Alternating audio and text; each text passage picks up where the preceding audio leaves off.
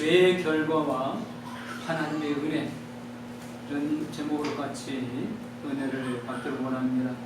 하나님의 특별한 관심과 사랑으로 지음받은 인간이 하나님의 작은 기대를 무너뜨리고 말았습니다. 죄가 찾아온 겁니다. 죄의 결과는 하나님의 공의를 피할 수 없게 되었고 죽음이라는 심판을 피할 수 없게 되었습니다. 그러나 인류의 역사는 여기서 끝나지 않습니다. 왜냐하면 하나님께서 스스로 하신 말씀을 이루시기 위해서 은혜와 사랑은 계속 되고 있기 때문입니다. 오늘 우리도 하나님의 특별한 은혜로 믿음을 선물로 받고 사랑을 입어서 하나님의 자녀가 되었습니다. 그런데 이제 하나님의 자녀가 되었으니까 죄를 짓지 말아야 되는데 실제로는 어떻습니까? 여전히 죄를 짓고 있습니다. 그렇다면 죄의 값, 하나님의 공의를 피할 수 없어야 마땅합니다. 오늘 본문을 통해서 죄의 결과가 우리에게 어떻게 나타나고 있는가? 그러나 반면에 하나님의 더 크신 은혜는 또한 어떻게 나타나고 있는가? 그걸 깨달으면서 하나님의 은혜에 감사할 수 있기를 소원합니다. 말씀을 드리기 전에 염려가 더 걱정이 되는 내용이 있습니다. 하나님은 죄를 심판하시면서도 더 크신 은혜를 주시니까 우리가 죄를 두려워하지 않고 죄를 지어도 된다, 이런 잘못된 생각에 빠져서는 안 된다는 겁니다. 죄의 결과는 오늘 우리 인생의 비참함입니다. 물론 하나님의 은혜로 하나님 우리를 끝까지 포기하지 않고 우리를 붙드시고 우리를 천국으로 인도해 주십니다. 그러나 이 땅에 살 동안 죄의 결과는 우리의 삶에 무서운 가시와 은근키를 끊임없이 만나게 하신다는 겁니다. 오늘 죄의 결과가 적어도 5가지가 보입니다. 첫 번째, 죽음이 찾아옵니다. 죽음은 3가지가 있습니다. 어떤 죽음이든 죽음이 무섭고 두렵지 않은 사람은 없습니다. 모든 사람이 아무리 믿음이 있고 천국 소망이 있어도 막상 죽음이 딱 닥치면 누구든지 다 두려워합니다. 더구나 믿음 없는 사람은, 더욱더 소망이 없는 사람은 이 죽음이 가장 무서운 두려움과 공포일 겁니다. 근데 우리는 생각해 봐야 됩니다. 왜 죽음을 무서워하게 됩니까? 모든 인생이 왜 죽음에 대해서 공포를 가지고 있고 두려워하는가? 결론은 이 죽음은 죄에 대한 하나님의 심판이기 때문입니다. 하나님을 부인하면서도, 하나님이 어디냐고 하면서도 이 죽음 앞에서는 두려워합니다. 본능적으로 하나님의 심판이 있기 때문이라는 것을 본능히 아는 겁니다. 인간의 죽음, 하나님의 심판 앞에서 피할 수 없습니다. 그 누구도 피할 수 없습니다. 오늘 건강할 때는 나는 절대 죽을지 않을 것 같고 영원히 살 것 같습니다. 죽음은 나와 먼 것 같습니다. 멀지 않습니다. 버스를 타고 집에 가다가 옆에 있는 건물이 무너져서 덮쳐서 죽을 줄 누가 알겠습니까? 그것도 고등학생이 자기 수업 없는 날 후배를 돕기 위해서 그 버스 타고 죽었잖아요. 아무도 자신할 수 없습니다. 죽음은 멀리 있는 게 아니라는 겁니다.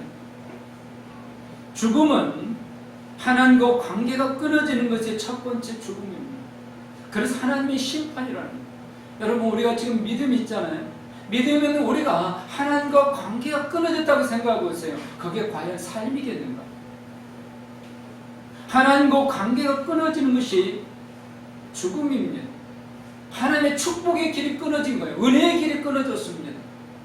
더 이상 생명수가 흘러오지 않습니다. 이게 죽음입니다. 두 번째 죽음은 영혼과 육체가 분리되는 겁니다. 그래서 호흡이 멈춰집니다. 여러분, 우리가 호흡할 수 있는 것은 영혼이 우리 안에 있기 때문에, 하나님이 우리 영혼에게 생기를 불어넣어주고 계시기 때문에 지금 우리가 호흡을 하고 있는 겁니다. 그런데 우리 영혼이 떠나버리면, 옛날 어른들이 그랬죠.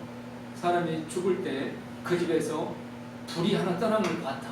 뭐 그런 이야기가 많이 있어요. 그게 사실인지 아닌지 모르지만 우리 육체 안에 영혼이 있는데 이 영혼이 떠나면 죽는 겁니다. 이게 죽음이에요. 그래서 호흡이 멈춰집니다. 육신은 그 즉시 썩어가기 시작합니다. 세 번째 죽음은 떠나버린 영혼과 육체가 다시 만납니다. 그리고 부활합니다. 그리고 부활한 그 몸이 영원한 유황불 속에서 영원히 고통을 당하게 됩니다. 바로 이것이 인생의 죽음입니다. 죄의 결과는 죽음이라는 겁니다. 그래서 모든 인생은 죽음 앞에 다 두려워 떨게 되어 있습니다. 죄의 결과이기 때문입니다. 두 번째로 죄의 결과는 알지 말아야 될 것들을 알게 됩니다. 알아서 안 되는 것들, 알 필요도 없는 것들, 이걸 알므로 인간에게는 무서움이 찾아옵니다. 아담과 하와가 무엇을 알게 됐습니까? 수치스러움을 알게 됐습니다. 무슨 수치스러움이요? 옷을 벗고 있다는 것을 알게 되었습니다. 근데 그 전까지는 몰랐어요. 죄를 짓자 말자 알게 된 겁니다. 몰라도 되는 것들, 모를 때는 자유스러운 것들, 그런데 알고 나니까 무거운 짐이 됩니다. 죄악의 씨앗이 됩니다. 애기들은요, 옷을 입지 않아도 부끄러움을 모릅니다. 나이가 들어가면서 이제 수치스러움을 알게 됩니다. 부끄러움을 알게 됩니다. 자유가 제약되기 시작합니다. 이 자유라는 것이 이제는 욕망이 됩니다. 그래서 무서운 죄악이 됩니다. 애기들끼리는요, 강간이나 성폭행이 없습니다. 몰라도 되는 것들이니까. 그런데 자라가면서 몰라도 되는 것들을 알아가면서 이제 그게 무서운 정욕이 됩니다. 그래서 성폭행이 생기고 무서운 음란의 죄가 생깁니다. 여러분, 인류의 수많은 심판을 당할 때 전부 다 음란의 죄악이 중심 자리에 있었습니다. 몰라도 되는 것들. 그래서 아담과 하와에게 이건 몰라도 된다, 이건 아는 순간 너희들은 무서운 죄악에 빠진다. 그래서 하나님이 알지 말게 하시기 위해서 먹지 말라고 합니다. 근데 먹자 말자 그들은 알게 되었습니다. 그리고 무서운 음란의 죄가 들어옵니다. 여러분, 노아 시대에 멸망당합니다. 그때도 음란의 죄가 중심이었습니다. 소돔과 고모라 성 멸망당할 때 음란의 죄 때문에 멸망합니다. 로마가 하루아침에 멸망합니다. 폼페우스 그 성이 무너질 때 바로 그때 음란의 죄악이 중심에 있었습니다. 여러분, 지금 우리 시대가 그렇잖아요. 지금 우리 시대가 목사가 동성애는 죄다 이렇게 설교하면 제 이 설교가 누군가 들리고 그 사람이 저를 고소하면 저는 법정에 서야 됩니다. 무서운 세상입니다. 동성애를 죄라고 이야기하면 그 사람이 이 세계에서 매장되는, 몰라도 되는 것들은 알고 나니까 오히려 더 무서운 세상이 되고 말았습니다. 알지 말아야 할 것을 알게 되는 것, 이게 바로 죄의 결과라는 겁니다. 모르는 게 약이라는 말이 있습니다. 아는 순간부터 무거운 짐이 됩니다. 두려움과 공포의 대상이 되고 또 다른 무서운 죄악의 씨앗이 됩니다. 세 번째로 죄의 결과는 하나님을 피하여 숨게 됩니다. 하나님께서 아담과 하와를 지으셨잖아요. 복을 주셨잖아요. 자, 이 세상에 있는 모든 건 다 네 것이다. 네가 이름을 지어서 네 마음대로 네가 소유해라. 뭐든지 먹고 뭐든지 누려라. 그런데 이런 복을 주신 하나님을 피하여 숨게 되었다는 겁니다. 여러분, 아버지를 피하여 숨는 자식, 그건 뭔가 문제가 있는 거 아니겠습니까? 아버지를 피하여 숨는다. 무슨 죄악이 있는 겁니다. 심판입니다. 하나님을 피해야만은, 하나님을 피해서 숨어야만 되는 그 마음이 벌써 심판받고 있는 겁니다. 여러분, 누군가를 싫어하고 두려워하고 그 사람 만나고 싶지 않고 피하고 싶다. 그 사람 생각 많으면 밥맛이 뚝 떨어지고 그 사람 생각 많으면 잠이 달아난다. 분명히 한 번쯤은 경험했을 수도 있습니다. 근데 그 사람과 또 만나야 된다. 그 사람이 있는 직장에 출근해야 된다. 죽음보다 힘들지. 결국 못 견디면 자살하는 거군요. 죄의 결과입니다. 하나님을 피하여 숨게 되니까 모든 사람들이 두려움과 공포의 대상이 될 수 있다는 겁니다. 하나님을 피하여 숨는 그 마음, 어떤 마음이겠습니까? 벌써 하나님의 심판을 받고 있는 겁니다. 네 번째로 죄의 결과는 서로를 고발합니다. 사랑이 깨졌다는 겁니다. 하나님 묻습니다. 너희가 어찌하여 내가 먹지 말라고 한 그 과일을 먹어서 알지 말아야 할 것을 알게 되느냐? 그리고 나를 피하여 숨게 되느냐? 그러자 아담이 뭐라고 말합니까? 오늘 12절에 보면 아담이 이렇게 이야기합니다. 하나님이 주셔서 나와 함께 있게 하신 여자 그가 그 나무 열매를 내게 주므로 내가 먹었나이다. 이걸 정치가들이 이 말을 꼬리 잡으면요, 누구 탓이에요? 하나님 탓이에요. 정치가들은 말꼬리 잘 잡잖아요. 하나님이 내게 주신 그 여자 때문이라는 겁니다. 모든 원인을, 자기는 원인이 없습니다. 저 여자 때문이라는 거예요. 하나님이 주신 여자.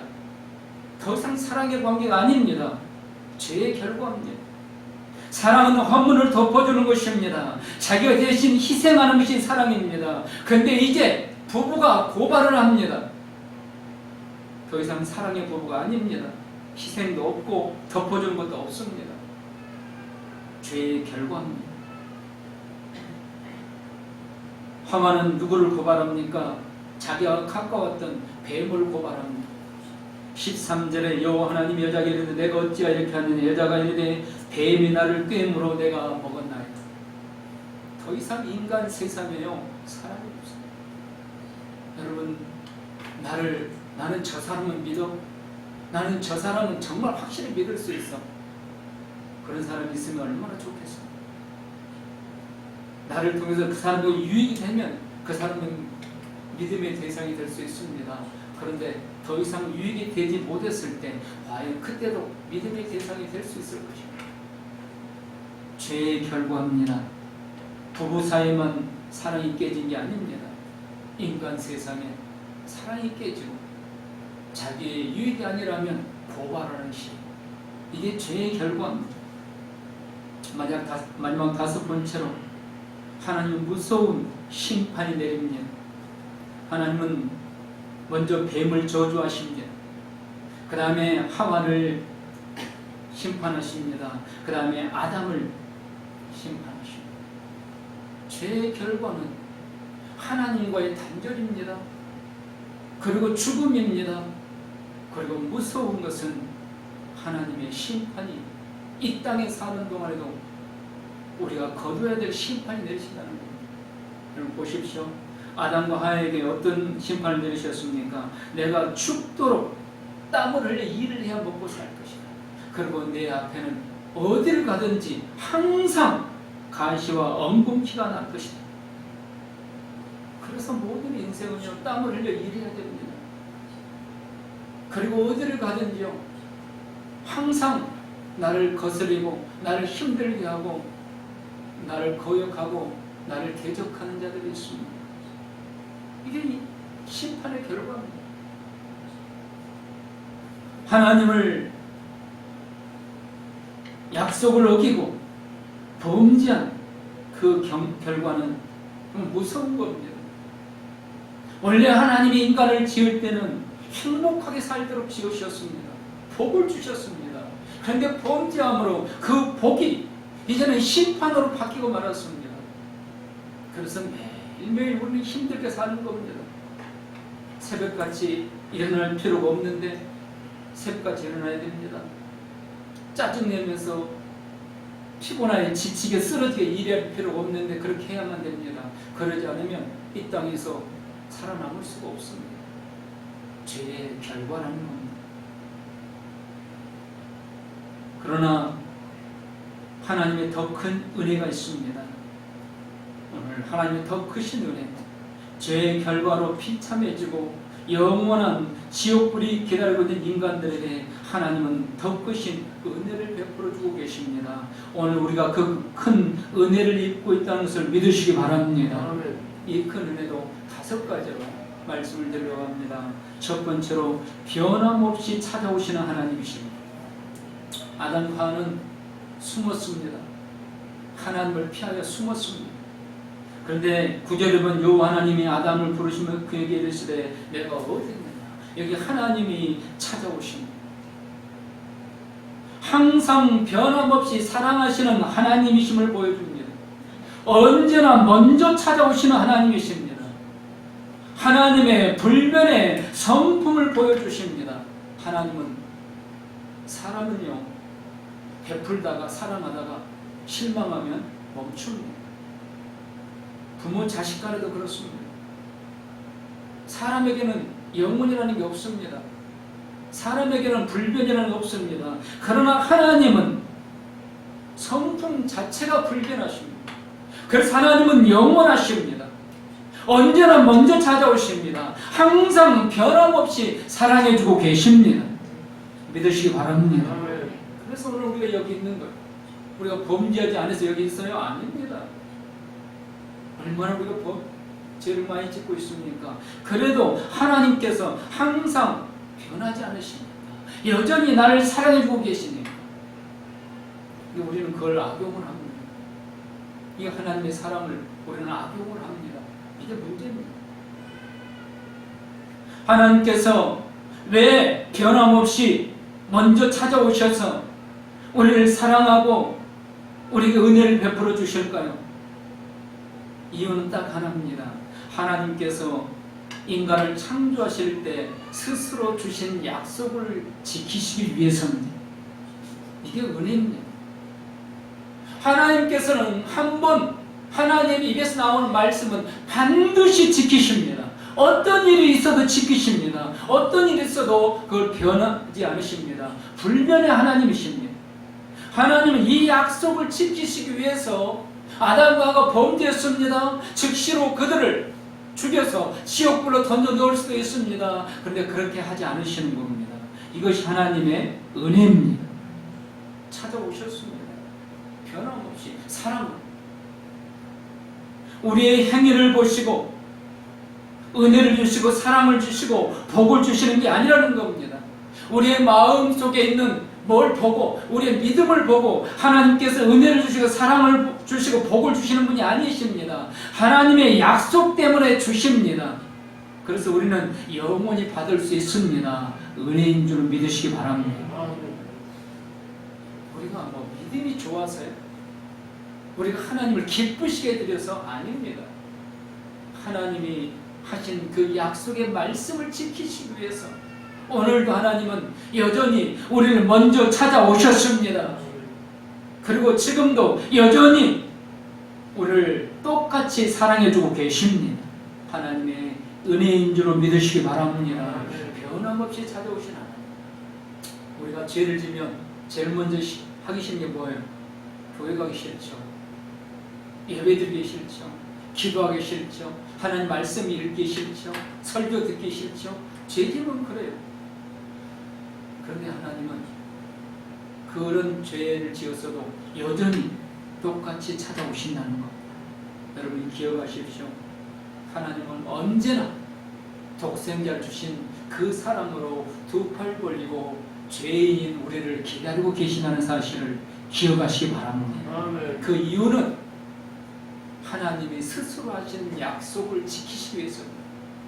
두 번째로 따뜻한 음성으로 위로해 주시는 하나님이십니다. 하나님의 기대를 무너뜨리고 죄 잃어버린 인간들 하나님은 찾아오십니다. 언제 찾아오십니까? 여기 보면 서늘한 시간에 찾아오셨습니다. 서늘한 시간, 아담과 하와가 마음으로나 체력적이나 여유를 가질 수 있는 시간임을 표현하고 있습니다. 한낮 뜨거운 때앗비치면 그늘을 찾아가야 됩니다. 그런데 서늘한 시간에는 굳이 그늘을 찾을 필요가 없다는 것을 지금 말씀하고 있는 겁니다. 그런데 왜 그늘을 찾아 숨습니까? 두려움과 공포 때문입니다.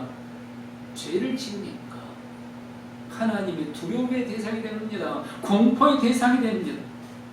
그래서 숨을 필요가 없는데, 그늘이 필요가 없는데 그늘 속에 숨어 있는 겁니다. 그러나 하나님께서는 그런 아담을 찾아오셔서 다정하게 이름을 불러주십니다. 사랑하는 성도 여러분, 오늘 하나님께서 아담을 부르셨듯이 저와 우리 성도님들의 이름을 불러주고 계심을 믿으시기 바랍니다. 왜 하나님께서 아담의 이름을 부르셨을까요? 첫째는 하나님께서 먼저 손을 내미시는 겁니다. 여러분, 하나님께서 아담과 하와를 찾아오셔서 숨어있는 거 하나님 모르셨을까요? 다 알고 계셨습니다. 그러면서 아담아 아담아 내가 어디 있느냐 마치 모르시는 것처럼 이렇게 부르시는 것 같습니다. 어디 있냐 알면서도. 근데 그때 아담을 부르신 하나님의 음성의 톤이 어떤 톤이었을까요? 화가 나서 불같이 화를 내면서 아담 일어나 이렇게 부르셨을까요? 아니라는 겁니다. 사랑과 연민, 긍휼, 따뜻한 마음으로 아담아 아담아 내가 왜 숨었느냐. 여러분, 이 음성을 들으시기를 축원합니다. 우리는 화가 나면 짜증이 나고 불같이 화를 내면서 부릅니다. 그러나 하나님은 그러지 않으시는 겁니다. 오늘 그 하나님이 나의 하나님이고 나의 아버지가 되시기를 축복합니다. 하나님의 은혜는 인간은 범죄함으로 서늘한 시간에도 그늘을 찾아서 숨습니다. 그런데 하나님은 찾아오셔서 따뜻한 음성으로 부르시면서 먼저 손을 내밀고 계시다는 겁니다.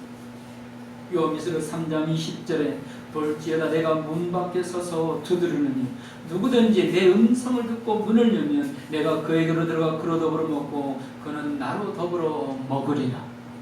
주님께서 내 마음을 녹화하시는 이 음성을 매일매일 순간순간마다 들으면서 사시기를 축원합니다. 하나님이 아담을 부르시는 또 하나의 의미가 있습니다. 회개의 기회를 주시는 겁니다. 양심의 문을 두드리시는 겁니다. 여러분, 아담과 하와가 지금 죄졌다는 걸 알았어요. 그러니까 숨었잖아요. 여러분, 우리가 죄졌다는 걸 압니다. 그럼 제일 먼저 우리는 뭐 합니까? 회개합니다. 하나님, 제가 죄졌습니다. 용서해 주세요.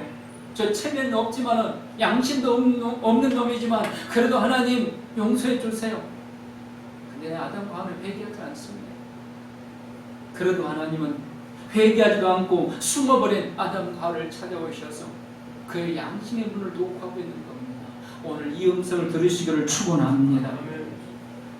내 양심의 문을 두드리면서 회개해라. 교만한 거 회개해라. 범죄한 거 회개해라. 더 이상 피하지 말고 어둠을 찾아 들려고 하지 말고 이제는 빛 앞으로 나와라. 밝은 내 앞으로 나와라. 그리고 죄를 벗어버리고 의의 옷을 입고 나와 교제하면서 밝고 의롭게 살자고 부르시는 것. 요한일서 1장 9절에 말씀하십니다. 만일 우리가 우리 죄를 자백하면 저는 미쁘고로서 우리 죄를 사하시며 모든 불의에서 우리를 깨끗게 하실 것입니다. 여러분, 하나님께서 따뜻한 음성으로 나의 이름을 불러주시는 그 음성을 들으시기를 주님의 이름으로 축원합니다. 세 번째로 사탄을 이기는 승리를 주십니다. 오늘 15절 말씀에 하나님께서 하와를 유혹하여 범죄하면 뱀을 심판하시는데 여자의 후손이 내 머리를 상하게 할 것이라. 여기 여자의 후손이 등장합니다. 여러분, 우리는 엄마의 태 안에 있다가 엄마의 몸을 통해 태어났습니다. 그러나 우리는 모두 다 아담의 후손입니다. 남자의 후손입니다. 왜입니까? 하와가 남자에서 태어났기 때문에. 그런데 유일한 여자의 후손이 있습니다. 동종에서 태어난 예수 그리스도이십니다. 이게 왜 중요한지 아십니까? 아담의 후손으로 태어난 사람은 아담이 범죄한 이 순간에 전부 다 죄인이 되고 말았습니다. 그래서 태어나면서부터 우리 모두는 원죄를 가지고 태어납니다. 아담의 후손. 그런데 여자의 후손 예수님만이 원죄가 없이 태어나십니다. 사탄은 누가 이길 수 있는가? 죄가 없는 자가 이길 수 있습니다. 원죄가 없는 자 예수님만이 사탄을 이길 수 있다는 겁니다. 하나님께서는 사탄을 이기는 승리를 은혜로 약속해 주시고 있습니다. 여자의 후손 그리스도께서 장차 와서 여자의 이 뱀의 머리를 밟아 상하게 할 것이다. 바로 여자의 우선 우리 주 예수 그리스도 이 땅에 오셔서 사탄을 정복하고 승리를 우리에게 주신 줄 믿습니다. 누구든지 예수 그리스도 안에 있으면 사탄을 얼마든지 이길 수 있다는 겁니다. 그러나 예수 그리스도 안에 있지 못하면 사탄을 이길 수 없습니다. 여러분, 무당과 점쟁이들이 점을 통해서 귀신을 쫓아냅니다. 할 수 있습니다. 그러면 그 무당과 그 점쟁이는 귀신을 이겼을까요? 아닙니다. 그 귀신이 시킨 대로 끌려다닙니다. 이긴 게 아닙니다. 그래서 진짜 무당, 가짜들 말고, 사람을 속이는 무당들 말고 진짜 무당들, 점쟁이들은요, 귀신에 끌려서 점칩니다. 그래서 부분적으로 알아맞히는 겁니다. 사탄을 이기는 게 아닙니다. 사탄은 오직 예수 그리스도만 이기십니다. 그리고 예수 그리스도를 믿는 자에게 그 승리를 주셨습니다. 여러분, 누구든지 예수 그리스도 안에 있는 자는 이제는 사탄을 이길 수 있다는 것을 믿으시기 바랍니다. 예수님이 70명의 제자들에게 선교여행을 보냅니다. 그러면서 마가복음 6장 7절에 12 제자를 부르사 둘씩 보내시며 더러운 귀신을 제어하는 권능을 주시고, 무슨 권능이요? 귀신을 제어할 권능, 귀신을 쫓아내고 이길 권능을 주셨습니다. 누구에게? 12 제자에게. 예수를 믿는 제자에게는 귀신을 이길 수 있는 능력이 있습니다. 그래서 그런 말이 있잖아요. 내 신앙이 진짜인가 아닌가를 만일 확인해 보고 싶으면 무당집에 가라는 겁니다. 그래서 그 무당이 정도 못 치고 아무것도 못하면 내가 진짜 예수 믿는 겁니다. 근데 그 무당이 할 짓 다 하면 뭔가 내 믿음이 문제가 있다는 겁니다. 물론 그게 정확한 건 아니겠지만 일리는 있는 말입니다. 왜입니까? 예수님이 귀신을 쫓아내는 능력을 주셨기 때문입니다. 우리 처음에 왔을 때 이 옆에 점집 2집 있었습니다. 그런데 결국 못 이기고 다 떠났습니다. 여러분, 우리에게 하나님께서 창세기에서 이미 사탄을 이길 그 권능을 주셨음을 믿으시기 바랍니다. 누가복음 10장 17절부터 19절 이런 말씀이 있습니다. 70인이 기뻐 돌아와 가로되 주여 주의 이름으로 귀신들도 우리에게 항복하더이다. 예수께서 이르시되 사탄이 하늘로서 번개같이 떨어오는 것을 내가 보았노라. 내가 너에게 뱀과 전갈을 밟으며 원수의 모든 능력을 제어할 권세를 주었으니 너를 해할 자가 결단코 없으리라. 여러분, 이 말씀이 왜 중요한 은혜일까요? 범죄한 인간들이 왜 범죄했습니까? 사탄에게 져서 범죄한 겁니다. 그런데 이제 이길 수 있는 그 능력을 주셨다는 겁니다. 예수 그리스도 안에 있으면, 예수 그리스도의 이름을 가지고 있으면, 예수 그리스도의 이름을 무장하고 있으면 사탄을 이길 수 있습니다. 죄를 이길 수 있습니다. 무슨 하나님의 심판을 받지 않아도 된다는 겁니다. 사탄을 이길 수 있는 이 승리의 은혜로 사시기를 주님의 이름으로 축원합니다. 네 번째로 21절에 가죽 옷을 지어 입히셨습니다. 사람들이요, 범죄하고 첫 번째 느낀 게 뭐라고요? 수치심을 느꼈습니다. 그러니까 그들이 한 곧바로 따라온 행동이 뭐였습니까? 나무 잎으로 자기의 치마를 만들어서, 옷을 만들어서 수치스러운 것을 가리게 됩니다. 근데 이게 완전할까요? 나뭇잎은 나무에서 떨어지는 순간 조금 지나면 말라버립니다. 더 이상 완전히 가려줄 수 없습니다. 추위를 막아줄 수 없습니다. 또 해로운 것들로부터 막아질 수 없습니다. 하나님은 그런 인간을 찾아오십니다. 자기의 힘으로 해결해 보려고 하고 있는 그들을 찾아오셔서 짐승을 잡습니다. 짐승을 희생시켜서 그 가죽을 벗겨서 그것으로 인간의 옷을 해 입히십니다. 완전한 보호막이 됩니다. 더 이상 마르지 않는, 나무잎이 필요 없는 완전한 해결책, 하나님의 은혜인 줄 믿으시기 바랍니다. 범죄한 인간이 어떻게 완전해질 수 있습니까? 이 짐승이 죽어서 희생한 것처럼 우리 예수 그리스도의 십자가에 보혈을 흘리심으로 오늘 우리에게 가죽옷을 입혀 주셨습니다. 그 은혜로 우리가 살고 있음을 믿으시기 바랍니다. 내 힘으로, 내 노력으로, 내 능력으로 가릴 수 없습니다. 보호할 수 없습니다. 오직 하나님의 은혜로만 가능하다는 겁니다. 마지막 다섯 번째로 에덴 농사에서 내보내신, 오늘 우리가 읽지 않은 23절에 보시면 여호와 하나님이 에덴 동산에서 그를 내보내어 내가 보냈다고 그랬습니다. 왜 그러면 에덴 동산에서 나가게 했을까요? 22절에 말씀합니다. 여호와 하나님이 이르시되 보라, 이 사람이 선하거나 하는 일에 우리 중 하나같이 되었으니 그가 그의 손을 들어 생명나무 열매도 따먹고 영생할까 하노라 하시고, 여기 영생하지 못하도록 에덴 동산에서 쫓아내셨습니다. 24절에 이같이 하나님이 그 사람을 쫓아내시고, 그리고 더 이상 들어가지 못하도록 천사를 통해서 지키고 계십니다. 왜일까요? 여기 이유가 하나입니다. 생명나무 열매도 따먹고 영생할까 하노라. 근데 왜 영생하면 안 될까요? 지금 아담과 하와는 범죄했습니다. 죄인이 되고 말았습니다. 만약 그대로 죽으면 어떻게 해요? 그대로 영생은 영원한 지옥입니다. 영원한 멸망입니다. 그 죄를 용서받고 구원받아야 됩니다. 그런데 회개하지도 않았습니다. 아직 구원받지도 못했습니다. 죄인이 된 그 상태입니다. 지금 어디를 봐도 하나님께서 저들의 죄를 사해 줬단 말이 없습니다. 죄인입니다. 죄의 결과만 나타나고 있습니다. 이대로 영생하면 지옥에서 영원한 멸망입니다. 인간에게 지옥이 아니라 구원해 주시기 위해서, 지옥에서 영원한 멸망을 막아주기 위해서, 구원해 주기 위해서 인간을 더 이상 생명나무를 먹지 못하게 하는 겁니다. 그리고 빨리 에덴 동산에서 쫓아내십니다. 그리고 다시 들어오지 못하도록, 들어와서 따먹지 못하도록 지키시는 겁니다. 하나님의 은혜인 줄로 믿으시기 바랍니다. 하나님은 이렇게 범죄한 인생을 그냥 이제 범죄했으니까 여기서 인류는 끝이다, 종말이다, 그렇게 하지 않으신다는 겁니다. 우리가 범죄했습니다. 만약 하나님께서 범죄한 그대로 우리 인생을 끝냈다면 우리는 여기 있을 수 없습니다. 하나님께서 우리를 구원의 길로 인도하시기 위해서 죄인 그대로 허물과 죄로 멸망당하지 않게 하시기 위해서 우리에게 기회를 주고 계심을 믿으시기 바랍니다.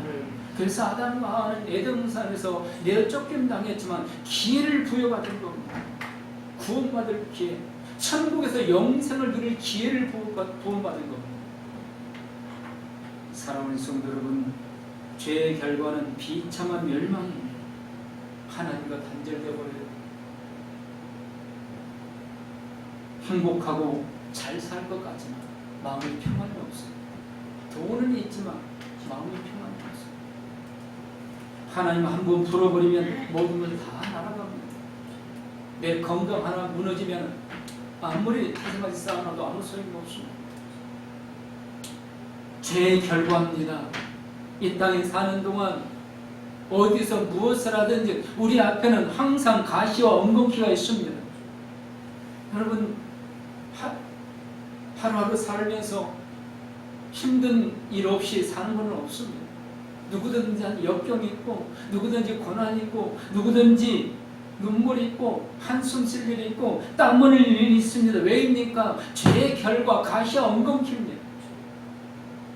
우리의 인생 이대로 간다면 이 땅에서 참 자유도 행복도 찾을 수 없습니다. 그리고 지옥에서 영원히 멸망의 고통을 당하게 될 겁니다.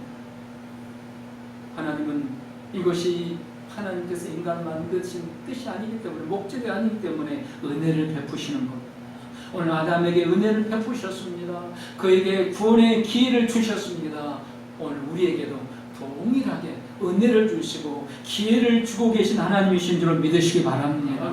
그래서 하나님은요, 하나님의 뜻을 우리에게 분명히 밝혀주십니다. 에레미야 29장 11절 13절에 나 여호와가 말하노라 너희를 향한 나의 생각은 내가 하나니 재앙이 아니라 곧 평안이요 너희 장래에 소망을 주려 하는 생각이라. 너희는 내게 부르짖으며 와서 내게 기도하면 내가 너희를 들을 것이요 너희가 전심으로 나를 찾고 찾으면 나를 만나리라. 하나님의 뜻은요, 우리를 심판하시는 게 아니라는 겁니다. 복을 주시는 겁니다. 히브리서 6장 14절에 내가 반드시 너를 복주고 복주며 너를 번성케 하고 번성케 하리라 하셨더니, 하나님께서 우리를 부르심은 우리를 속박하려고 함이 아닙니다. 자유를 주시기 위해서입니다. 요한복음 8장 32절에 진리를 알지니 진리가 너희를 자유케 하리라. 그래서 예수 안에 있으면요, 자유가 있습니다. 믿음이 있으면 자유가 있어요. 믿음이 약해지고 믿음이 없으면 자유가 없습니다. 뭔가에 눌려있고 뭔가에 쫓겨다니고 뭔가에 두려움과 공포에 빠져있고 걱정 의심에 떠날 날이 없습니다.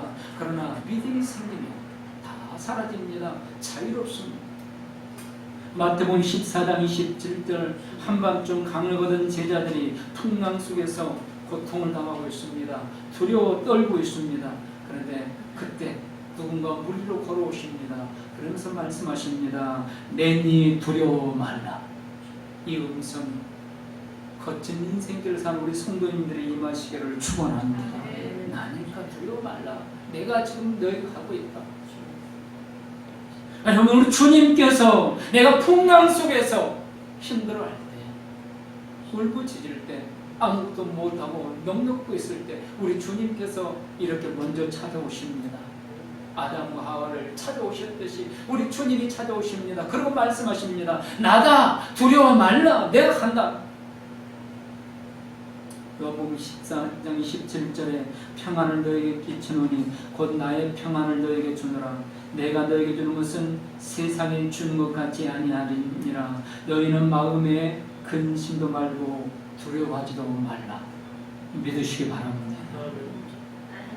기도하시겠습니다.